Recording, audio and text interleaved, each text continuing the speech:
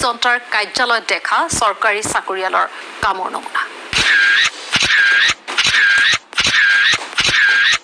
দৈনিক morning ৱাকৰ photo visual দি দিন আৰম্ভ কৰা মন্ত্ৰী ৰঞ্জিত দাসৰ জনস্বাস্থ্য কাৰিকৰী বিভাগৰ হেঙেৰাবাৰীস্থিত মুখ্য অভিযন্তাৰ কাৰ্যালয়ৰ পৰিৱেশ এয়া।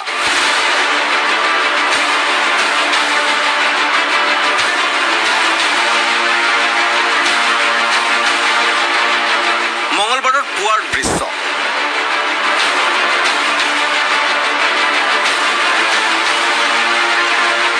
দহ বাজি 40 মিনিট পাৰ হৈ যোৱাৰ পাছৰ দৃশ্য এয়া।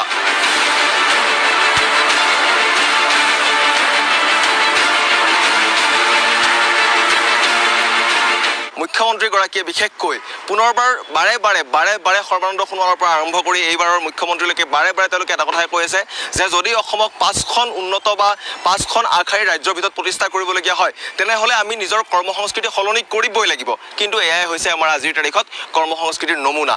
3 দিন পূজাৰ বন্ধ পাৰ হ'ল, তাৰ পাছত দেওবৰীয়া বন্ধ, কাতি বিহুৰ বন্ধও পাৰ হ'ল। কিন্তু বন্ধৰ আমেজ এৰিব খোজা নাই ৰঞ্জিত দাসৰ বিভাগৰ অভিযন্তা কৰ্মচাৰীয়ে।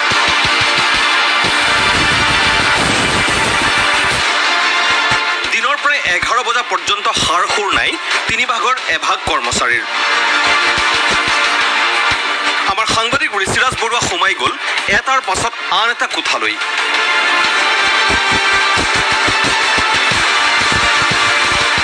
কেৱল খালী চকী।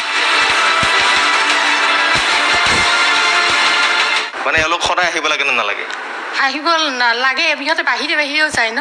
মানে অফিচত এণ্ট্ৰি কৰি পেলাই বাহিৰত যাব লাগে নে অফিচত এণ্ট্ৰি নকৰে না? কিবা হয় নাজানো, যে মোৰ মানুহ উঠপাতিবিলাক আমাৰ ইয়াৰে ন। আপুনি দেখি থাকে ন সদায় মানুহবিলাকক? কেতিয়াবা নাথাকে, কেতিয়াবা হেৰিত যায় ন, বাহিৰত যাব লগা। এতিয়া কোম্পানী ক'ত আছে? এতিয়া নাজানো ন। কোনোজনৰ মতে তেওঁ জবাবদিহি নহয় সতীৰ্থৰ অনুপস্থিতিক লৈ। মানুহ খুব কম দেখিছোঁ আজি। ছুটীত আছে নেকি মানুহবিলাক? আমিতো নাজানো, আমি ছুটিৰ পিছত আজি আহিছোঁ।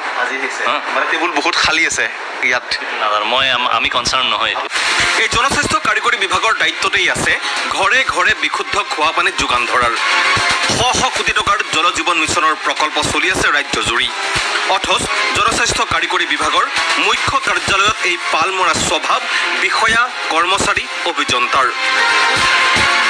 মন্ত্ৰী ৰঞ্জিত দাস ডাঙৰীয়া, এই দৃশ্য দেখাৰ পাছত আপুনি কি ক'ব?